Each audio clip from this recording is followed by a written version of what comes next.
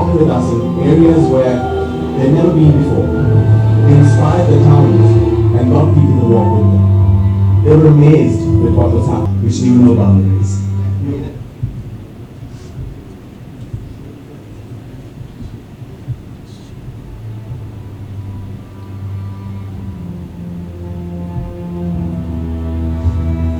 Participation alongside the roads as well was incredible. We had thousands of people cheering us along the way. But the most incredible thing that we experienced was the spontaneous generosity of the common people that we experienced every single day.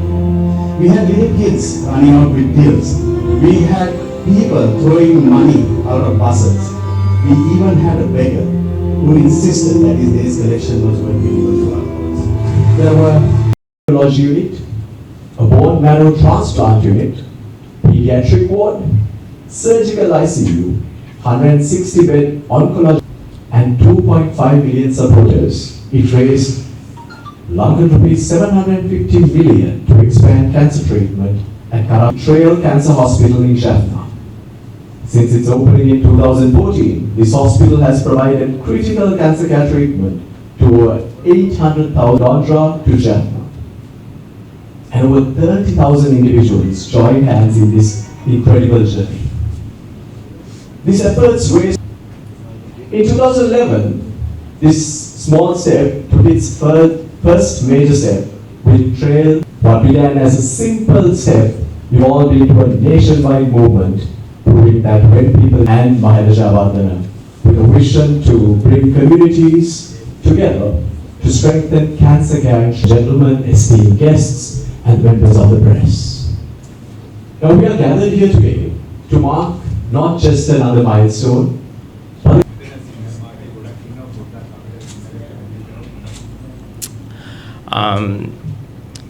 බොහොම ස්තුතියි අද දවස අපි විශේෂයෙන්ම පැමිණියේ අපේ Colors of Courage Trust එකේ දෙවන පිළිකා රෝහල කරාපිටියේ ඉදි කරන්න අපි බලාපොරොත්තු වෙන රෝහල පිළිබඳව දැනුම් දීමක් කරන්න ඒකේ වැඩ කටයුතු අපි හෙට ආරම්භ කරනවා මේකට සම්බන්ධ අපි මුලින්ම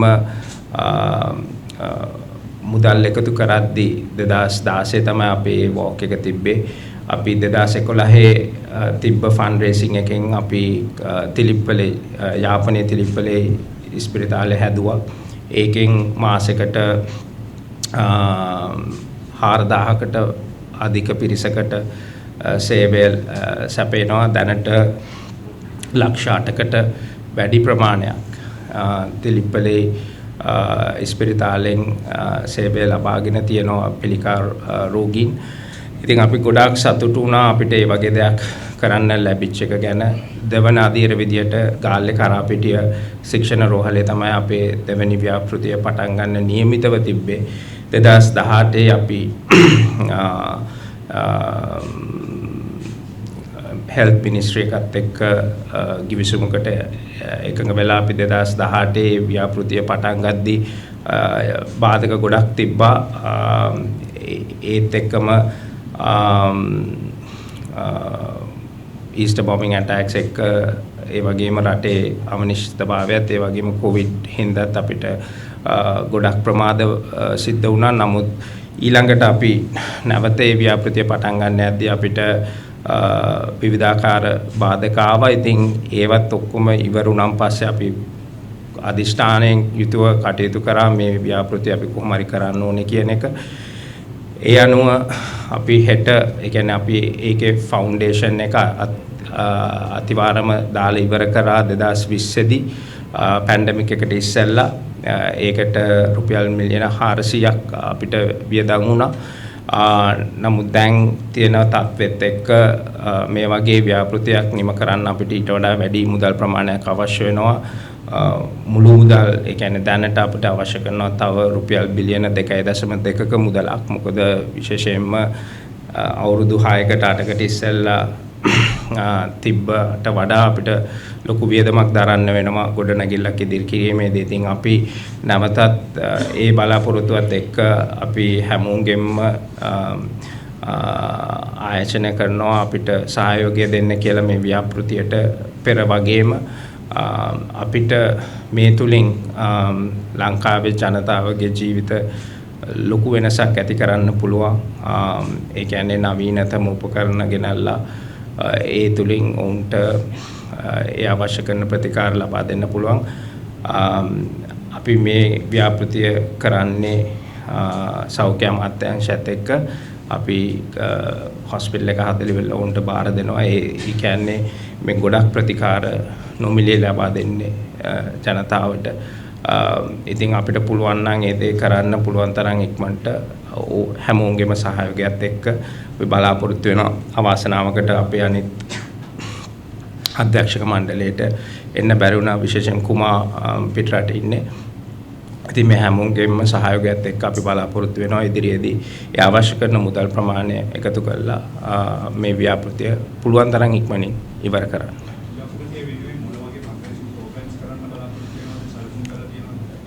අපි විවිධාකාර දේවල් සැලසුම් කරගෙන යමින් පවතිනවා.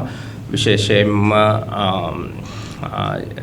එක කණ්ඩායම් එක්ක අපි කොහොමද ඉදිරියේදී මේ දේ කරන්න කියලා ඒ දේවල් අපි ෆයිනලයිස් වුණාම අපි දැනුම් දෙන්නම්. මම හිතන්නේ ගොඩක් ව්‍යාපාර කරන කට්ටිය කම්පනීස් අපිත් එක්ක එකතු වෙන්න බලාපොරොත්තු වෙමින් ඉන්නවා. ඒ වගේම අපිට පෞද්ගලික donations ඒ කියන්නේ ඉන්ඩිවිජුවල්ස් ලාගෙන් දැනටමත් ප්ලෙජ් වෙලා තියෙනවා. ඉතින් ව්‍යාපෘතිය පටන් ගත්තාම ඒ ආධාරත් අපිට එක්කහතු කරගන්න පුළුවන්.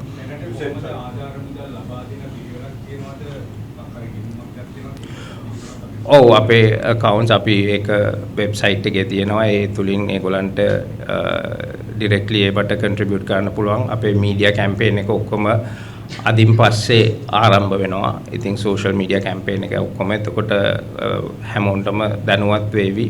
ඒ කොහොමද එක්කහතු වෙන්නේ අපිත් එක්ක කියලා. සමහරක් වෙලාවට මුදල් වලින්ම විතරක් නෙමෙයි වෙනත් දේවල් වලිනුත් කට්ටියට එකතු වෙන්න පුළුවන් මේ ව්‍යාපෘතියට. ඉතින් අපි හිතනවා ගිය පාර වගේ ඒ දායකත්වයත් අපිට ලැබෙයි කියලා. උපකරණත් එක්ක තමයි ඒක බාර දෙන්නේ. උදාහරණයකට කිව්වොත් තිලිපලේ රෝහලේ තියෙනවා linear accelerator machine එකක්. ඒක ඇමරිකානු ඩොලර් මිලියන 1.5ක් දෙකකට ආසන්නයි ඒක. ඉතින් ඒක අපි ලබා දුන්නේ. අපි ඒක ඉවර කරන් පස්සේ අපිට තව donations ආවා. ඒකෙන් තමයි අපි ඒක ලබා දුන්නේ. ඉතින් ඒ වගේ දේවල් දැන් අපි ගත්තොත් එතන ඉඳලා අදට ප්‍රතිකාර තවත් දියුණු වෙලා තියෙනවා. ඉතින් අපි බලාපොරොත්තු වෙනවා ඒ අවශ්‍ය කරන උපාංගත් එක්ක රජයට ඒක බාර දෙන්න. එතකොට උන්ට අද තියෙන තත්ත්වය අනුව මහ ජනතාවට ප්‍රතිකාර කරන්න පුළුවන්.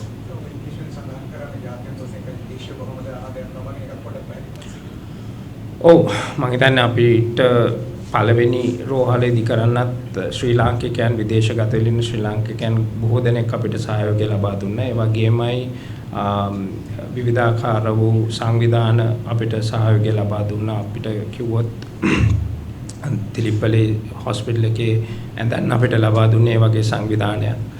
ඉතින් අපිත් බලාපොරොත්තු වෙනවා මේ විදිහට උන් එක්ක සාකච්ඡා කළා පුළුවන් තරම් මේ ව්‍යාපෘතියට අවශ්‍ය කරන ආධාර ලබා ගන්න. මොකද අපේ තව එක සැලසුමක් තමයි දැන් අපි ගත්තොත් තිලිපලේ හොස්පිටල් එක යාපනයේ තියෙන එක.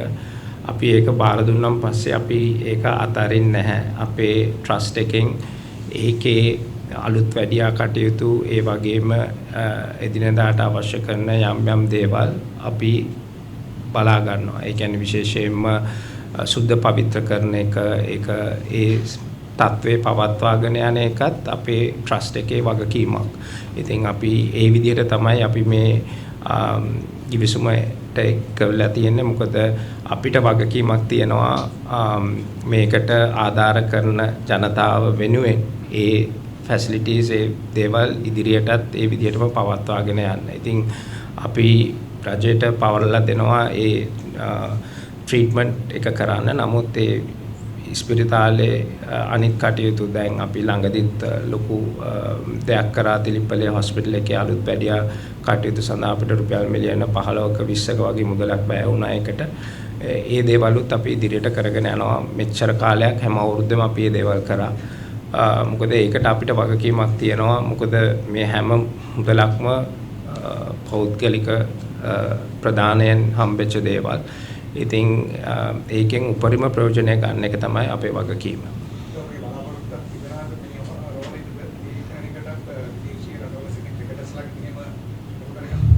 ඔව් බලමු ඉතින් අපි උත්සාහයක් ගන්න ඕනේ. අපි ඒක තමයි අවශ්‍ය වෙන්නේ. තියෙන තත්ත්වය පහදලා දීලා හැමෝගෙම උදව් එක්ක තමයි ඉදිරියට යන්න වෙන්නේ.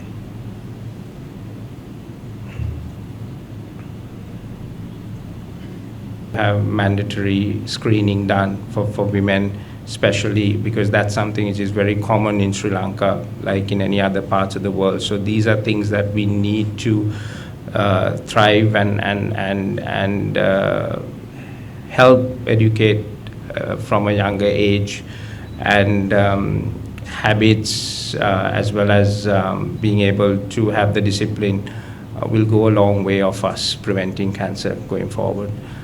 Thank you very much. I'm happy to answer any questions. Amazing. So if we can touch lives of people the way we were able to do that in the north, if you can do that.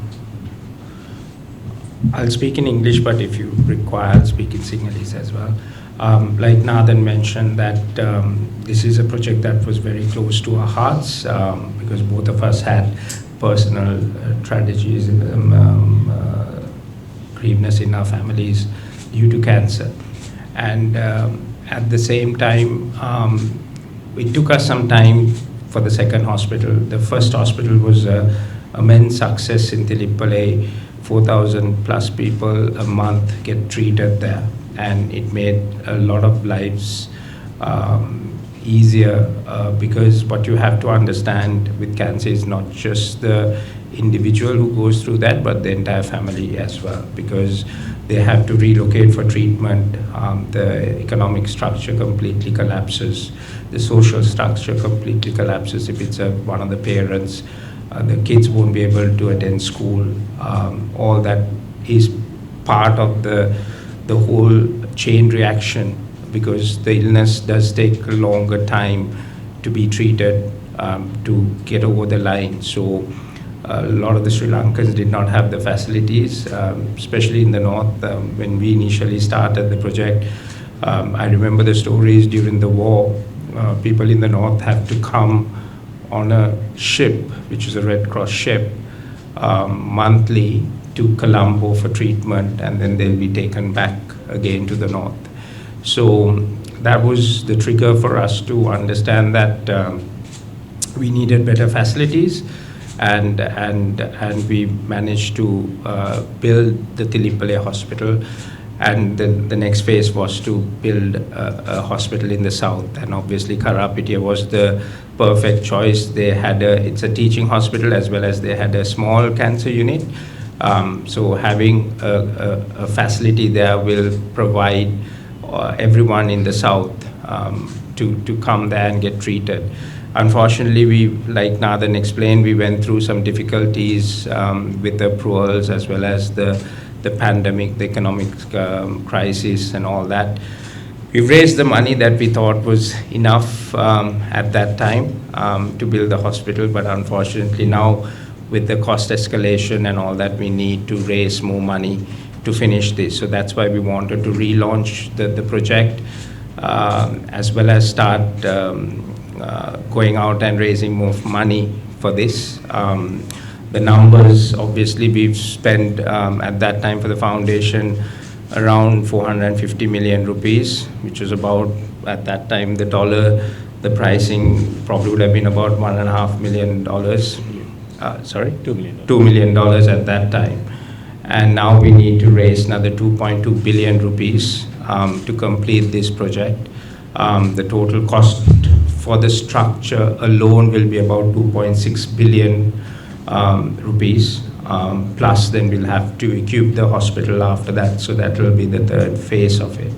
But we are very confident with the support that we had with the first hospital and the second walk, that we will be able to raise money, and we are hoping that people who contributed at that time are able to contribute again for us, because everyone knew what we've delivered and the impact that we've been able to make in the lives of Sri Lankans. And at the same time, we will make sure that we will go to overseas funders, donors, and try and get pledges for this hospital. And like Nathan said, with work commencing from tomorrow, we will try and deliver this hospital in 2 years, and be able to have people getting treated from there, and that'll be awesome, because the stories that we've heard from the people who got treated in the north and managed to live through that episode and come positively at the end and be with their families and not get this. Thank you very much for coming today. This is not a very normal press conference. It's a press conference really to relaunch and restart the project. As you all know, the 2011 we had the initial project in Telipale, which we walked from Matara to Point Pedro. In that, we built a hospital in Telipale called the Trail Cancer Hospital there, which was opened in 2014. We, to date, have almost given around 800,000 people medication and support from that Trail Cancer Hospital there. And that hospital is running very successfully, and the people from all the way from Anuradhapura to Puttalam to Batiklo all come up to use that hospital. It's seen as a gold standard in central and northern province. So we're very proud of that, and it's also availed a lot of pain that people go through cancer during that time by having something close by where they can still go home after treatment. And I think that was the premise of us setting up hospitals.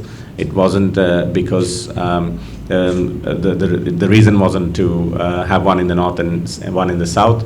The reason was actually we only had one hospital in Maragama, and we were trying to ensure that people got the service and the timing and the support required during this crisis that they go through.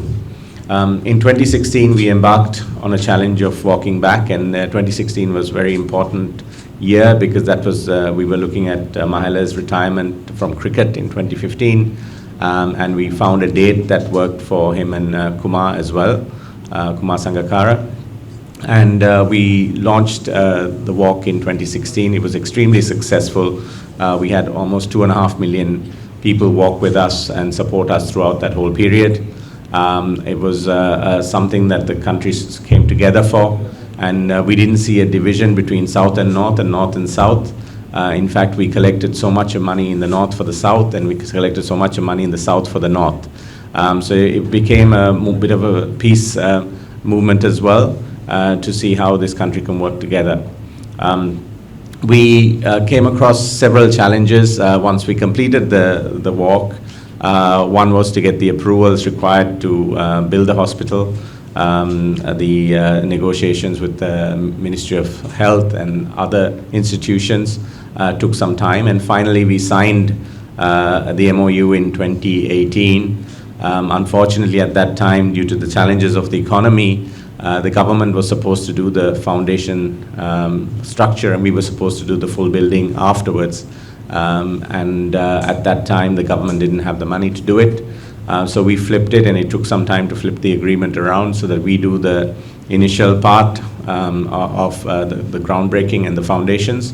And we started the work in 2019 through private contractor to do the foundation, which was completed somewhere in end of 2020.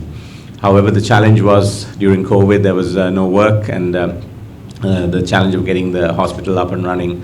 There was the construction up and running was extremely difficult, and the army was supposed to take over from that, but unfortunately, due to the requirements of COVID and then the economic crisis, they were not able to do that.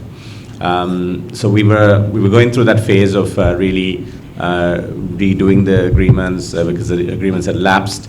And finally, when this new government came in, they were able to give us the approvals required to commence the construction of the hospital, which is phase 2. So the foundations have finished.